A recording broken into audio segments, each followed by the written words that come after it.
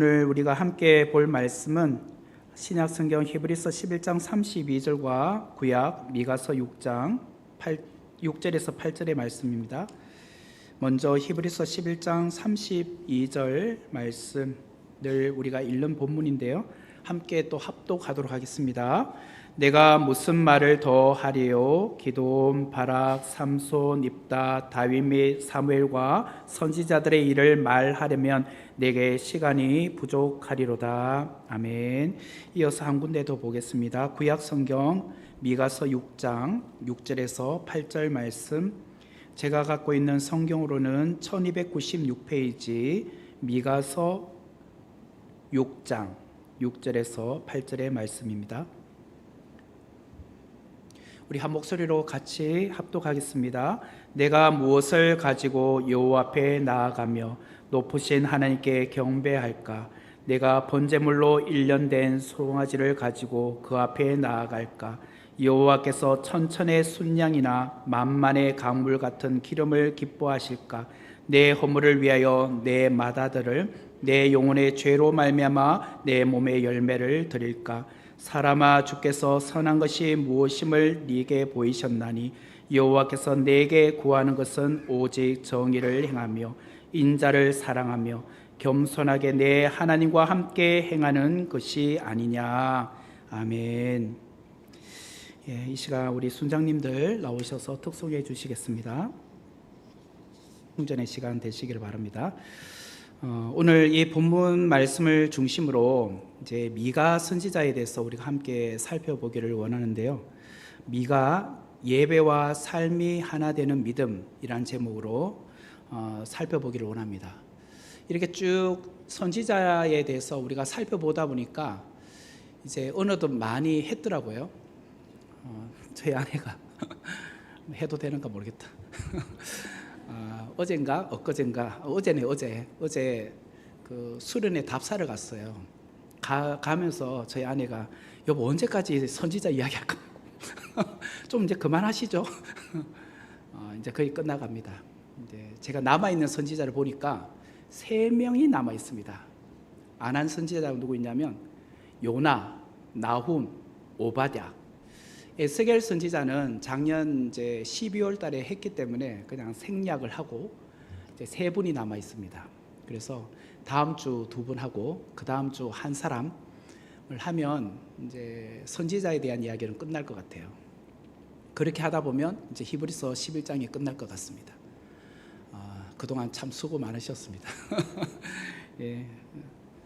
어떻게 또 오늘은 미가 선지자에 대해서 우리가 함께 살펴보도록 하겠습니다. 여러분들 누군가에게 선물을 다 한 번씩은 해 보셨을 겁니다. 뭐 배우자에게도 해 보셨을 것이고, 뭐 연인에게 혹은 또 자녀에게, 부모에게 선물 한 번쯤은 해 보셨을 건데요. 어떤 선물을 해 보셨습니까? 네? 돈. 그래요. 뭐 요즘 돈이 제일 좋은가 봐요. 대상이 누구냐에 따라서 좀 선물의 종류도 좀 다양하고 다를 것 같은데, 그런데 누군가에게 선물할 때 가장 중요한 원칙이 있어요.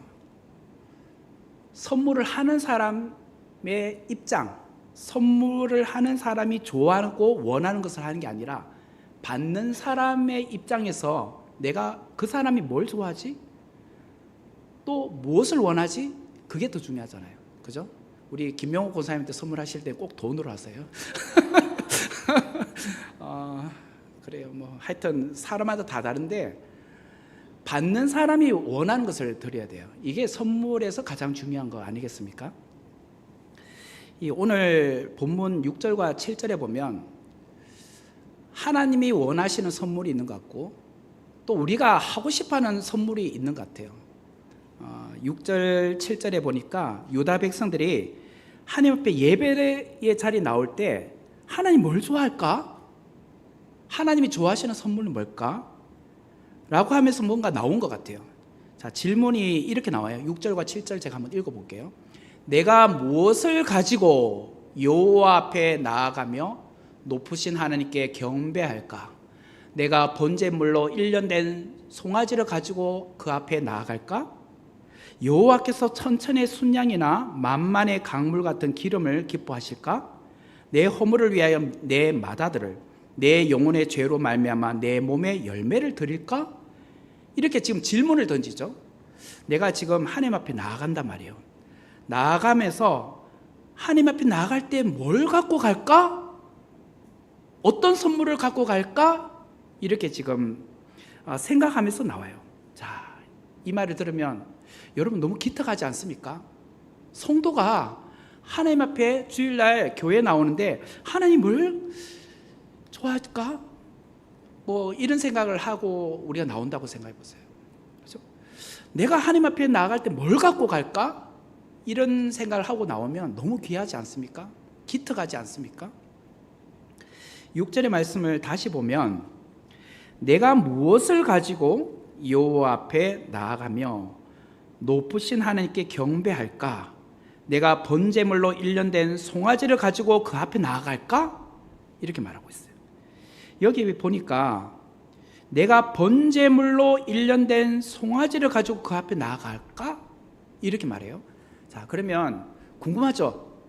1년 된 송아지 가격이 어느 정도길래 어느 정도 가격이 될까요? 오늘 이 시대 시세로 보면 1년 된 송아지 얼마 정도 할까요? 네? 200만 원요? 제가 오기 전에 AI한테 물어봤어요. 제가 뭘 어떻게 알겠습니까? 내가 농사 짓는 사람도 아니고 뭐 축산업 하는 분도 아니고 하는 사람도 아니고. 그래서 요즘은 진짜 좋은 것 같아요. 모르면 그냥 AI한테 물어보면 돼요. 그 AI한테 물어보니까 2026년 현재 기준으로 한우 송아지, 그는 6개월에서 7개월 된 송아지를 말하더라고요. 시세가 대략 암 송아지는 349만 원, 수송아지는 462만 원이래요. 그래 수송아지가 대략 한 120만 원 정도 더 비싸요. 근데 거기는 이제 6개월에서 7개월로 나오는데 1년이라면 6개월에서 7개월 더 이제 성장을 했으니까 대략 사양의 상태나 품질에 따라 좀 다르겠지만 400만 원에서 600만 원 정도 선, 혹은 그보다 더 많이, 그 정도 선에서 왔다 갔다 하지 않을까라고 시세를 말하더라고요. 자, 그러니까 지금 6절의 말씀을 보면 내가 번제물로 하나님 앞에 1년 된 송아지를 가지고 하나님 앞에 나아오는 거예요. 나 수송아지 가지고 하나님 앞에 나아갈까? 다시 말하면 400만 원에서 600만 원 헌금을 갖고 하나님 앞에 나아갈까? 이 이야기를 하고 있어요. 야, 정말 대단하지 않습니까? 너무 귀한 마음 아닌가요? 자, 그런데 7절에 보니까 또 이런 말이 나와요. 여호와께서 천천의 순양이나 만만의 강물 같은 기름을 기뻐하실까? 자, 여기까지만 볼게요. 자, 아까는 수송아지 한 마리예요.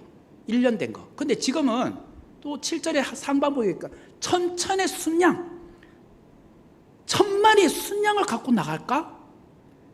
아니야, 만만의 강물 같은 기름, 정말 값비싼 기름을 10,000개나 넘게 이렇게 들고 나갈까?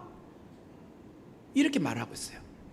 자, 이게 이제 7절은 조금 더 단위가 큰 겁니다. 아까 6절에서 말하는 1년 된 송아지를 갖고 갈까? 이거는 그래도 400만에서 600만 원도 우리에게는 좀 큰 돈이죠. 뭐 그래도 우리가 이제 뭐 한 달 뭐 예를 들어서 뭐 보너스도 받고 또 1년에 뭐 수당도 받고 하면 그 정도 이제 금액은 누가 하실 수 있다고 합시다, 그냥. 그러나 7절에서 말하는 이 금액은요, 사실 천문학적 금액이에요. 다시 말하면 당장 내가 그 돈을 마련해서 오늘 헌금을 할 수 있는 것은 아니에요. 너무 큰 금액이니까. 자, 이거는 무엇을 말하냐면, 교회에 만약에 예를 들어서 건축 헌금을 한다. 건축을 하게 되는데 건축 헌금을 하잖아요. 그러면 우리가 목돈을 갑자기 뭐 2억 3억을 낼 수 있는 건 아니죠. 그러면 작정 헌금이라고 생각하시면 될 것 같아요. 야, 하나님 앞에 지금 교회에서 건축원금 한다는데 이번에 실외기를 뭐 바꾼다는데 야 지금 당장 그 금액은 없지만 천천의 순양이나 만만의 강물 같은 기름 그러니까 작정원금을 할까?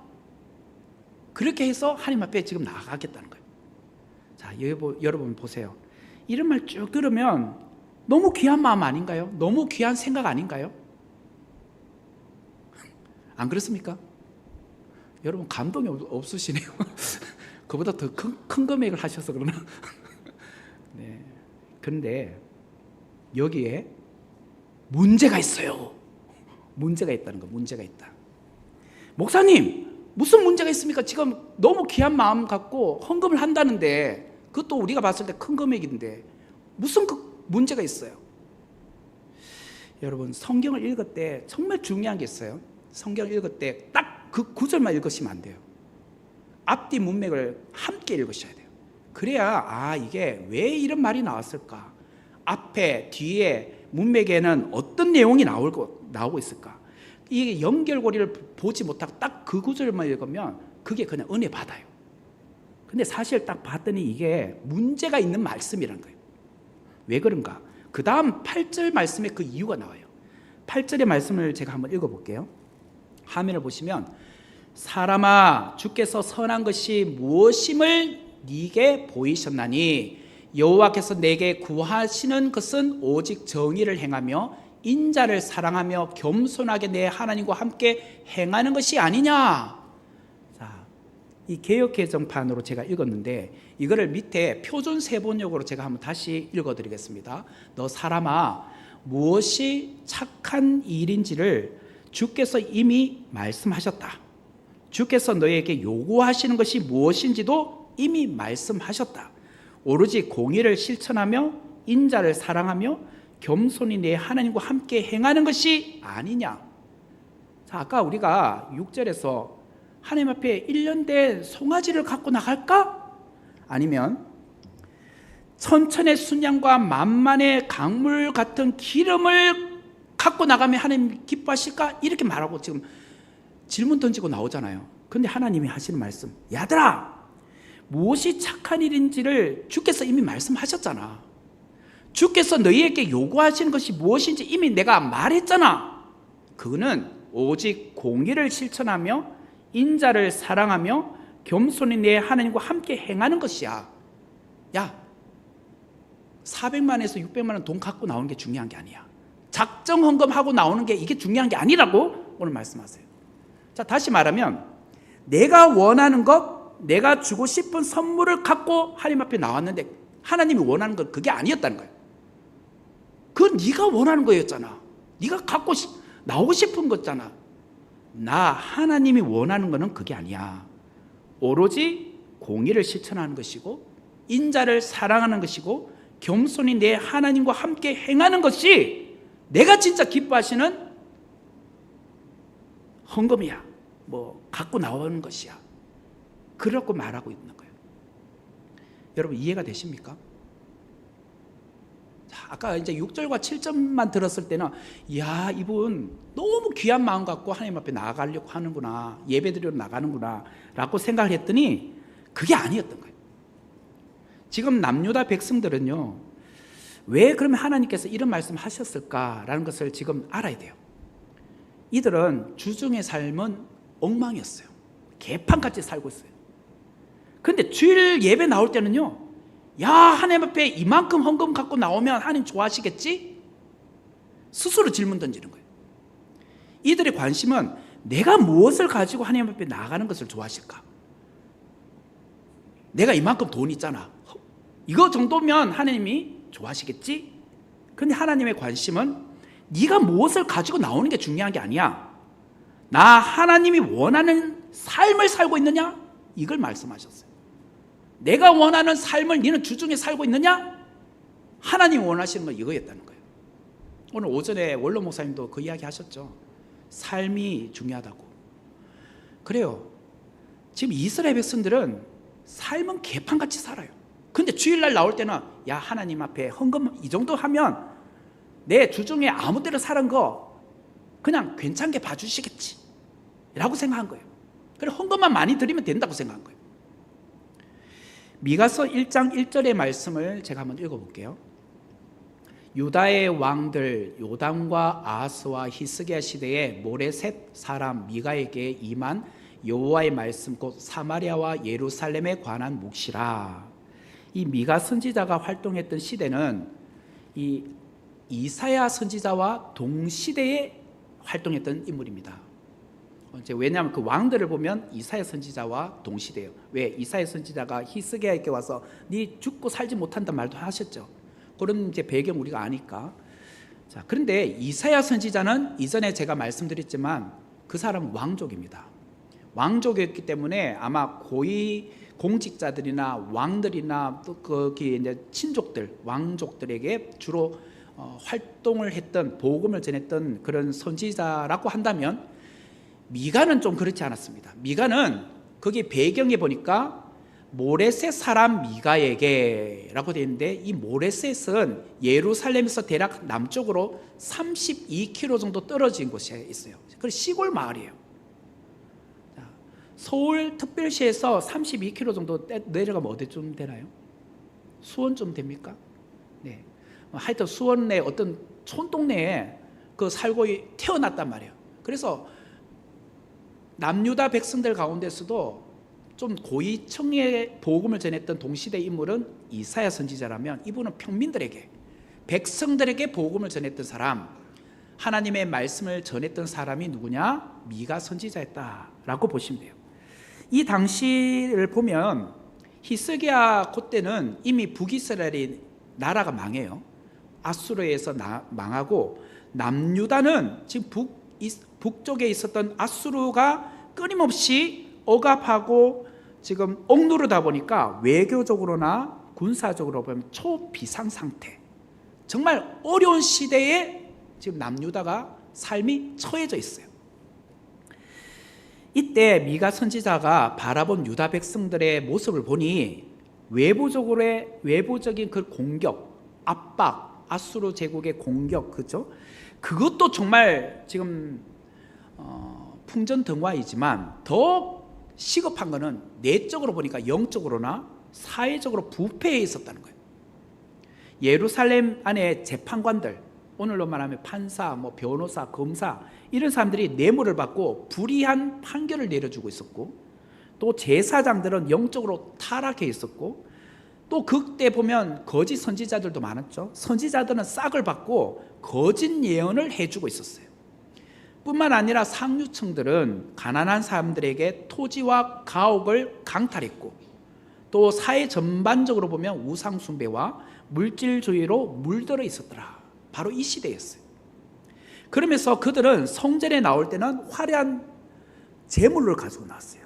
야, 하나님 앞에 이 정도 되는 헌금 갖고 나오면 하나님께서 내 주중의 삶에 대해서 다 무마시켜 주실 거야.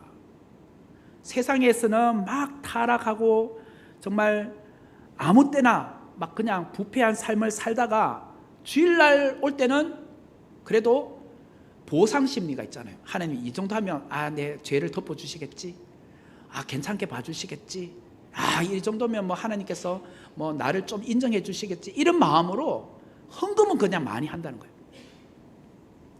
다시 말하면 종교적인 형식주의, 그죠? 외식주의, 이 모습이 그때 남유다 백성들의 모습이었다라는 거예요. 이런 배경을 갖고 오늘 6절과 7절의 말씀을 다시 한번 봐야 돼요. 그래서 제가 6절과 7절 말씀 제가 다시 한번 읽어볼게요. 내가 무엇을 가지고 여호와 앞에 나아가며 높으신 하나님께 경배할까? 내가 번제물로 1년 된 송아지를 가지고 그 앞에 나아갈까? 여호와께서 천천의 순양이나 만만의 강물 같은 기름을 기뻐하실까? 내 허물을 위하여 내 마다들을, 내 영혼의 죄로 말미암아 내 몸의 열매를 드릴까? 자, 미가 선지자가 활동했던 이 시대에 남유다 백성들이 하나님 앞에 나올 때 큰 금액의 재물을 갖고 나면 충분할 것이야 라고 생각한 거예요. 그러나 하나님은 그들에게 재물의 양을 보시는 것이 아니라 삶의 방향을 보고 계셨다는 거예요. 삶의 모습을 보고 계셨다는 거예요. 만약 주일에 교회 와서 예배 드리면서 여러분 중에 누군가가 큰 금액의 헌금을 했다고 합시다. 뭐 그게 이제 우리가 이제 막 알게 되었다면, 뭐 옛날 그때 이제 그 예수님 당대에도 그 여인의 뜰에서 그 헌금함이 있었어요. 그때는 이 나팔 모양으로 앞에는 좁고 밑으로 내려갈수록 이제 커지는 형이에요. 이렇게 둥글둥글둥글 내려가면서 지금 헌금함이 설치가 됐어요. 그래서 동전이 떨어지면서 소리가 나기 시작해요. 자, 이제 2렙돈을 드렸던 과부는 2렙돈이니까 땡을 끝이에요. 소리가 거의 안 나잖아요. 따라락 띵. 그런데 지금 어떤 사람은 11조를 이제 그 동전으로 한 주머니에다 넣고 왔어요. 그러면서 붓기 시작해요. 자, 부으면 샤 부어지면서 대굴대굴대굴대굴대굴 소리도 못 내겠어요. 하여튼 대굴대굴대굴 계속 떨어지는 소리가 끊이지 않아요. 그것을 지금 여인의 뜰에 지금 온 성도들이 들을 때, 이야, 저 사람은 얼마나 돈을 많이 내길래 아직도 지금 동전이 떨어지고 있지? 이런 생각하잖아요. 자, 우리가 만약에 누군가가 큰 금액의 헌금을 했다고 합시다. 그러면 우리는 그 사람을 주목하잖아요. 이야, 대단하다. 그래요, 대단하죠. 왜? 어느 누구도 그런 큰 금액을 내기가 쉽지 않으니까. 그런데 우리가 착각하기 쉬운 것은, 그렇게 큰 금액을 내면 하나님이 나를 인정해 주실 거다 라고 생각하는 것 자체가 착각이라는 거예요. 하나님, 우리가 드린 헌금의 액수를 보고 기뻐하시는 분이 아니라 마음의 진실하심을 보고 기뻐하시는 분이라는 거예요. 저는 그렇게 생각하지 않습니다. 그 큰 금액을 내신 분은 마음의 진실함을 갖고 헌금을 하셨다고 저는 믿어요. 그렇지만 하나님은 그 중심을 아시니까, 자, 하나님이 보시는 것은 마음의 중심이라는 거예요. 참된 예배는 단지 주일 한 번의 예배를 드리는 것으로 끝나는 것이 아니라는 거예요. 매주일 내가 헌금을 이만큼 했네 라고 하면서 하나님도 기뻐하실 거야 라고 하면 우리는 큰 문제가 생긴다는 거예요. 하나님은 그런 큰 금액의 헌금을 원하시는 분이 아니라, 하나님이 우리에게 정말 원하시는 것은 내가 하나님의 자녀답게 사는 것, 세상에서 정말 빛과 소금으로 사는 것, 이걸 더 기뻐하신다는 거예요. 우리가 드리는 주일 예배가 진짜라면 그 예배는 내일부터 시작되는 일주일 세상에서 그대로 보여져야 됩니다. 이게 굉장히 중요하죠. 주중에 사람들과의 관계에서 여러분 누군가 대화할 때 또 행동을 하실 때 여러분 모습에서 하나님의 자녀다운 모습이 나타나야 된다는 거예요. 하나님은 주일 예배만 받으시는 분이 아니잖아요. 우리의 삶 전체를 받으시는 분 아닙니까? 그러므로 진정한 믿음은 주일 예배에 왔을 때만 반짝, 야, 이 사람 믿음 좋네 라고 보여지는 것이 아니라 여러분의 평일의 삶도 정말 빛이 나야 된다는 거예요. 그거를 오늘 주님께서 기뻐하신다는 거예요. 7절의 말씀을 보면, 여호와께서 천천의 순양이나 만만의 강물 같은 기름을 기뻐하실까? 내 허물을 위하여 내 맏아들을, 내 영혼의 죄로 말미암아 내 몸에 열매를 드릴까? 이 구절 조금 이제 자막 그대로 좀 놔두어 보세요. 두 번째 줄에 앞에 보니까 내 허물을 위하여, 그리고 또 두 번째 줄에 보니까 내 영혼의 죄로 말미암아 라는 단어가 나오죠. 내 허물을 위하여, 내 영혼의 죄로 말미암아, 이건 지금 다 내가 지금 잘못한 거잖아요. 그래서 내 맏아들을 하나님 앞에 드려볼까? 내 몸의 열매를 드려볼까? 내 몸의 열매란 것은 맏아들 외에 다른 자식들 늘 한번 하나님 앞에 드려볼까? 이 말이에요. 이 당시에 이방 나라 사람들 가운데는 몰렉 신을 믿었던 사람이 있었거든요. 이 몰렉 신은 인신 제사를 드리는 거예요. 내 자식을 그 신에게 드리는 거예요. 바치는 거예요. 그 불에 태워서 드리는 거예요.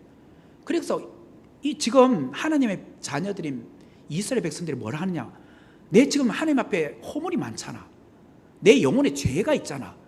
이거를 내 아들을 한번 맞춰보면 하나님께서 내 허물을 덮어주실까? 내 영혼의 죄도 덮어주실까? 모른 척 해주실까? 지금 이러고 있어요. 지금. 앞에서는 1년 된 수송아지를 드리면 하나님께서 내 잘못을 덮어주실까? 그게 아닌 것 같으면 천천의 순양? 만만의 강물 같은 기름? 이런 거 드리면 좀 괜찮을까? 이제 또 한 단계 더 딱 강하게 내 아들을 드리면, 내 맏아들을 드리면 하나님께서 내 죄 덮어주실까? 이거 뭐예요? 보상심리잖아요. 보상심리로 여러분 헌금하지 마세요. 내 공로로 내가 드리는 헌금의 양을 보시고 하나님이 나를 평가해 주시는 분이 아닙니다. 여러분, 우리가 자꾸 공로, 내가 뭘 드렸기 때문에 하나님도 나를 이만큼 인정해 주실 거라, 그런 생각을 여러분 하시면 안 돼요. 그러면 하나님이 우리에게 원하시는 게 뭘까요? 오늘 세 가지예요. 제가 그 이야기를 하려고요. 하나님이 우리에게 원하시는 거, 요구하시는 거. 첫 번째는 하나님은 정의를 행하라 라고 하십니다. 정의, 달리 말하면 공의를 행하라. 8절 말씀을 보겠습니다. 첫 번째는 정의를 행하라. 사람아, 주께서 선한 것이 무엇임을 네게 보이셨나니 여호와께서 내게 구하시는 것은 오직 정의를 행하며, 오직 정의를 행하며. 자, 그 자막을 잠깐만 놔둬보세요. 여기 보면 제가 이런 질문이 생겨요. 왜 오직 정의를 말하며 라고 하지 않고 행하며 라고 했을까요? 여호와께서 네게 구하는 것은 오직 정의를 말하는 거야. 정의를 말해봐, 공의를 말해봐, 이게 아니라 왜 정의는 행해야 된다고 말할까요? 정의란 말로만 외치는 게 아니거든요. 정의란 반드시 행함으로 드러나야 된다. 어떤 사람의 말을 들어보면 구구절절 다 맞는 말이에요.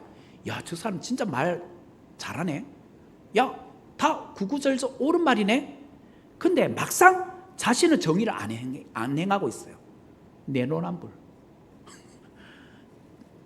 딱 그런 사람 있잖아요. 보면 본인은 그렇게 행동 안 하면서, 행하지 않으면서 남들 보고는 그렇게 사십시오, 그렇게 행동하십시오, 말은 잘해. 근데 본인은 그렇게 안 해. 예를 들자면 어떤 사람이 회사에서 늘 이런 말을 해요. 우리는 정직해야 합니다. 거짓은 절대로 말하면 안 됩니다. 회의 때마다 그런 말을 했다고 합시다. 그래서 옆에 주변의 사람들이 듣고, 야, 정말 맞는 말이에요. 정말 고개를 끄덕끄덕합니다. 근데 막상 그 사람이 실수를 했어요. 실수를 하고 났더니 그 책임을 다른 직원에게 슬쩍 떠넘겨요. 그리고 작은 이익을 위해서 거래처에서 사실과 다른 말을 하고 있어요. 그럼 뭐예요?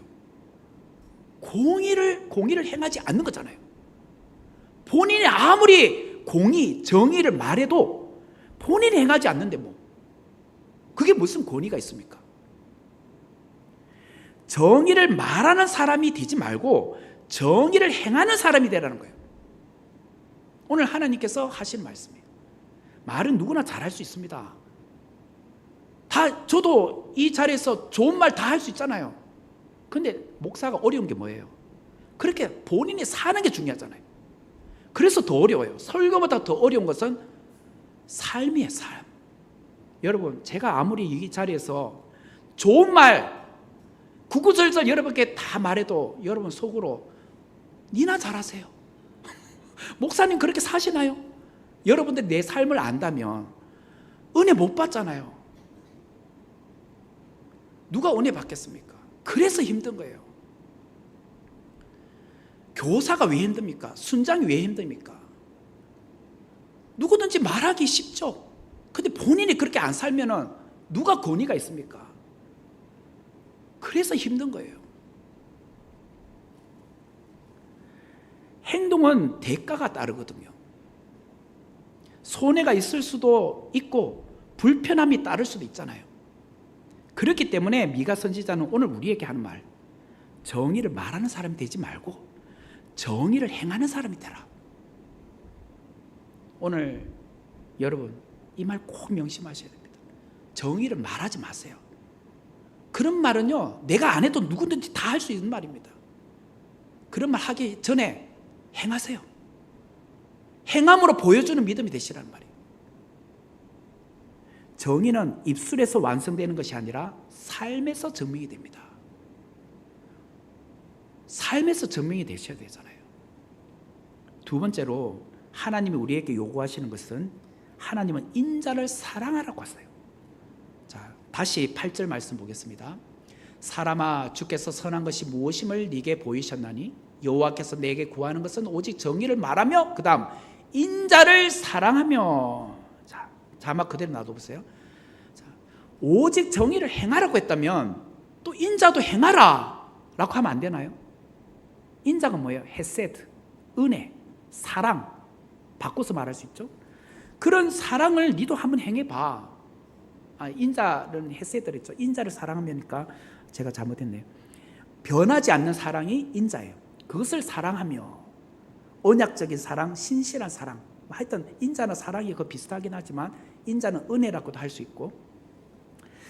자, 그러면 왜 정의는 행하라고 하시면서 인자는 행하라고 말하지 않고 사랑하라고 했을까요? 정의는 사회와 관계 속에서 바르게 처리하는 행동이라면 인자는 그런 행동을 가능하게 하는 마음이에요. 사랑으로 품어내는 마음이란 말이에요. 누구든지 정의는 행할 수 있지만 또 그것을 사랑으로 담아내지 못하면 아무 의미가 없어요. 예를 들자면 어떤 사람은 정의를 너무 강조해. 근데 사랑이 없다고 합시다. 옳은 거에 대해서는 정말 철두철미해. 본인도 그걸 잘 행해. 주로 보면 군인 출신들이 그러잖아요. 딱 바른 생활 하시잖아요. 탁 져서 뭐 이렇게 입을 탁 깨고. 그런데 자녀들에게 끊임없이 막 혼내. 너는 왜 그렇게 못 살아? 막 그렇게 한단 말이에요. 근데 그게 뭐가 없어요? 사랑이 없잖아요. 그러면 자녀가 볼 때 아빠가 어떤 분으로 보여요? 나의 아빠로 보입니까? 군인으로 보이지. 군인은 군대 가서 그렇게 하면 되잖아요. 군대 가서. 그죠? 다른 사람들에게 그렇게 살아라고 하면서 본인 되면 되지. 집에 와서까지 계속 막 윽박지면서 마치 내 자녀를 군인처럼 만들려고 하면 되나요? 그러니까 부자 관계가 깨어지잖아요. 부녀 관계가 깨어지는 거 아닙니까? 정의만 강조하고 인자를 무시하게 되면 원칙만 남아요. 거기는 사람 냄새, 사랑의 냄새가 하나도 없어요. 가정에 따뜻함이 없어요. 반대로 인자인 사랑은 강조하는데 정의를 무시하면 어떻게 돼요? 무조건 오냐. 잘못해도 오냐. 이게 됩니까? 지금 잘못했으면 따끔하게 혼을 내야 되죠. 야, 틀렸어 그는. 그럼 혼내고 다음에는 그러지 못하도록 고치게 만들었는데 무조건 잘했대. 무조건 우리가 봤을 때 잘못한 행동인데도 불구하고 괜찮아. 사랑은 많죠. 근데 정의가 없잖아요. 그러면 잘못된 길로 갈 수밖에 없잖아요. 오늘 하나님께서 이 두 가지가 균형을 이루어야 된다고 말하고 있어요. 교회는 정의만 외치는 공동체가 아닙니다. 원칙만 딱 주장하면 안 돼요. 거기에는 반드시 사랑이 함께 있어야 돼요. 인자를 사랑하며 그게 지금 함께 있어야 돼요. 또 반대로 인자만 말하는 공동체가 되어도 안 되잖아요. 무조건 사랑 괜찮아. 그러면 어떻게 돼요?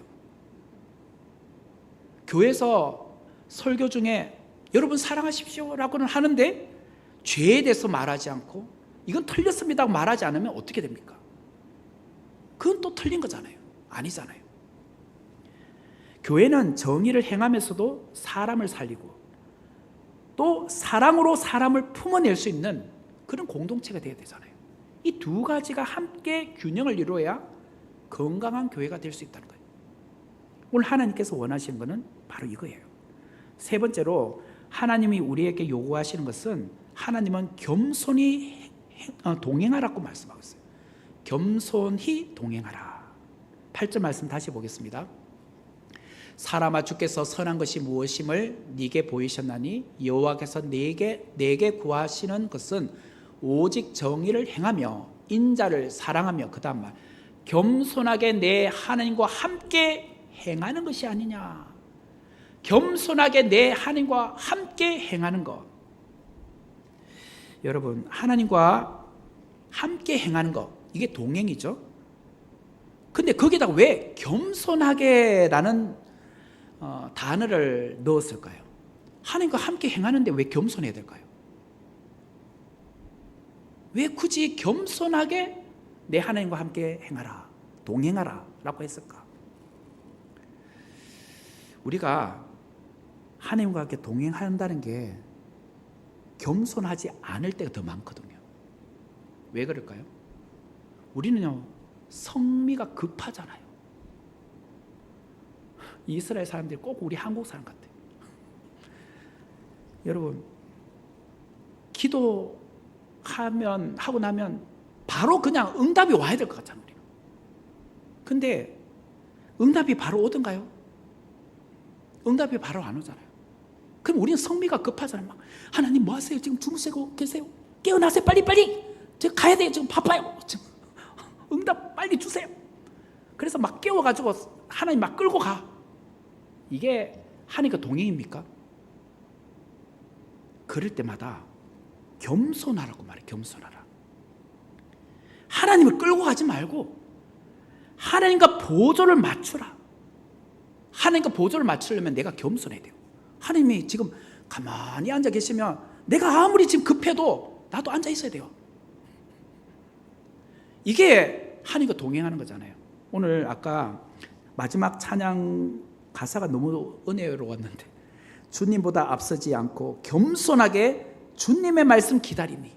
저 오늘 서미자 집사님하고 미리 짠 건 아니에요.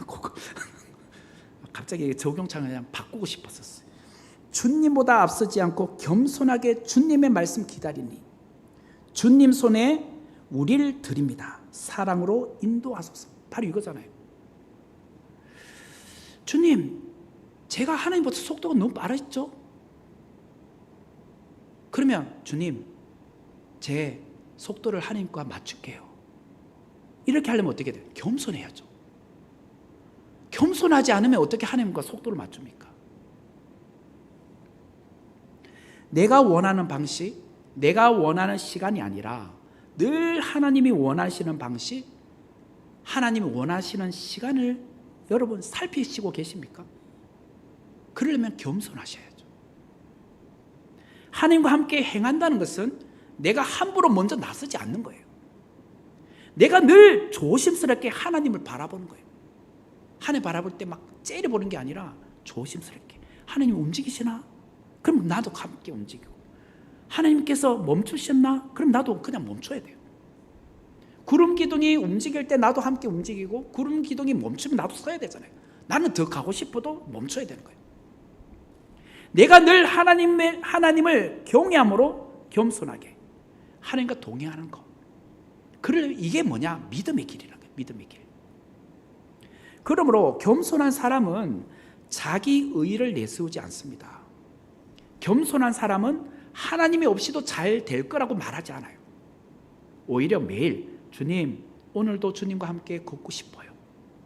제가 겸손하게 해주세요. 하나님 말씀에 순종하게 도와주세요. 이거예요. 미가 선지자 시대에 유다 백성들은 제사로 하나님을 달래려고 했어요. 야, 우리 예배 얼마나 많이 드려. 이 정도면 하나님께서 나를 기뻐하시겠지. 거기다가 헌금도 많이 드려. 이 정도면 하나님이 나를 기뻐하시겠지. 하지만 하나님은 그들의 그런 제사, 예배, 그렇게 헌금을 많이 하는 액수, 그것을 기뻐하는 분이 아니셨다는 거예요. 하나님은 우리와 하루하루 동행하기를 원하셨어요. 끌려가는 동행이 아니라 겸손하게 하나님 말씀에 내가 따라가는 것. 그러므로 겸손히 하나님과 함께 행한다는 것은 주일 예배만 그렇게 겸손해지라는 뜻이 아니잖아요. 주일날은 공손하게 예배 잘 드렸는데 교회 문을 나서는 순간 막 급해. 세상의 방식대로 살고 있어. 이건 겸손이 아니잖아요. 동행이 아니잖아요.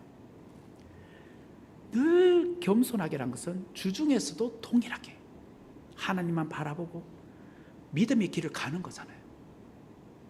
성도 여러분, 믿음은 위기 속에서만 필요한 게 아닙니다. 믿음, 어려울 때, 고난이 왔을 때 믿음에 빛이 나요. 그러나 평상시에 일상의 삶에서도 믿음이 드러나야 돼요. 그게 더 어려워요, 사실. 어려울 때는 하나님 앞에 나와서 기도하기 쉽잖아요. 그런데 잘 되고 있을 때는 기도 안 하잖아요. 잘 되고 있을 땐 그냥 교회 안 오잖아요. 그래서 평범할 때, 일상적인 삶에 어쩌면 믿음이 더 필요한 것 같아요.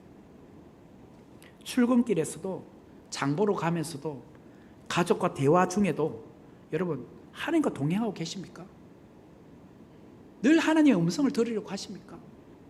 겸손하게 듣고 계십니까? 히브리서 11장은 믿음의 사람들의 이야기잖아요. 특별히 하나님과 동행했던 대표적인 인물 누구였습니까? 제가 에녹을 설명할 답을 말해본네. 하나님과 동행했던 인물로 에녹에 대한 이야기를 제가 설명을 드렸죠. 그 창세기 5장 21절에서 24절의 말씀을 보면 이렇게 나와요. 에녹은 65세에 무두셀라를 낳았고 무두셀라를 낳은 후 300년을 하나님과 동행하며 자녀들을 낳았으며 그는 365세를 살았더라. 에녹이 하나님과 동행하더니 하나님이 그를 데려가심으로 세상에 있지 아니하였더라. 에녹이 하나님과 동행했다는 말이 2번에 걸쳐서 나옵니다. 이 말은 그만큼 강조한다는 거잖아요. 에녹의 믿음은 동행에 있었다는 거예요. 하나님과 동행. 그러면 동행이 뭐냐? 지난 시간에 제가 말씀드렸지만 하나님과 발을 묶어 놓는 거, 삼각경기라고 했죠. 그죠? 2인 삼각경기. 2인 삼각결, 하나님과 내가 발이 딱 묶여서 하나님과 함께 같은 방향으로 같은 속도로 나가는 것, 이게 동행이에요. 하나님은 오른쪽을 가길 원하는데 나는 왼쪽 가면 이건 동행이 아니죠. 하나님은 지금 천천히 가길 원하는데 내가 막 급하게 가면 이게 동행이 아니죠. 여러분 2인 삼각경기 할 때 다른 방향으로 가보세요. 속도 달리 가보세요. 넘어지죠. 우승할 수 없습니다. 동행이란 하나님과 함께 발을 묶고 같은 속도, 같은 방향으로 겸손하게 나가는 거예요. 에녹은 하나님과 동행을 300년간 했다는 거예요. 300년. 하루하루 그렇게 살다 보니 300년이 되었어요. 언제부터? 무두셀라를 낳은 후 300년. 무두셀라를 낳았을 때 그는 인생에 대해서 생각하게 됐잖아요. 무두셀라는 뜻이 죽음을 보내다라는 뜻이에요. 이제 곧 심판이 오겠구나. 하나님의 심판. 그렇기 때문에 에녹이 죽고, 에녹은 죽지 않죠. 하나님이 데려가셨고, 이제 무두셀라, 그의 아들 무두셀라가 죽은 969세 그 해가 노아 홍수가 나는 해예요. 딱 그때 정말 정확하게 나요. 그렇기 때문에 히브리서 11장에서 말하는 믿음이란, 또 오늘 미가 선지자가 말하는 믿음이란 결국은 하나예요. 그게 뭐냐? 보이지 않는 하나님을 신뢰하는 믿음은 반드시 보이는 삶으로 이어져야 된다. 보이지 않는 하나님을 신뢰하는 믿음은 반드시 보이는 삶으로 이어져야 된다. 삶의 변화로 이어져야 된다. 믿음은 교회 안에서만 열심만으로 증명되는 게 아닙니다. 믿음은 예배와 삶이 분리되어 있지 않습니다. 믿음은 예배와 삶이 일치되는 거예요. 그것은 오직 정의를 행하고 인자를 사랑하며 겸손하게 하나님과 동행하는 것이 곧 우리의 일상에서 드려지는 예배라는 거예요. 성도 여러분, 미가 선지자가 우리에게 보여주는 믿음은 단순합니다. 하나님이 원하시는 믿음은 많은 것을 드리는 종교적인 열심이 아니라 정의를 행하고 인자를 사랑하며 또한 겸손히 하나님과 함께 걷는 삶. 히브리서 11장이 증언하는 믿음의 사람들은 모두 하나님을 신뢰하는 사람들이었습니다. 그리고 미가 선지자도 그런 사람이었어요.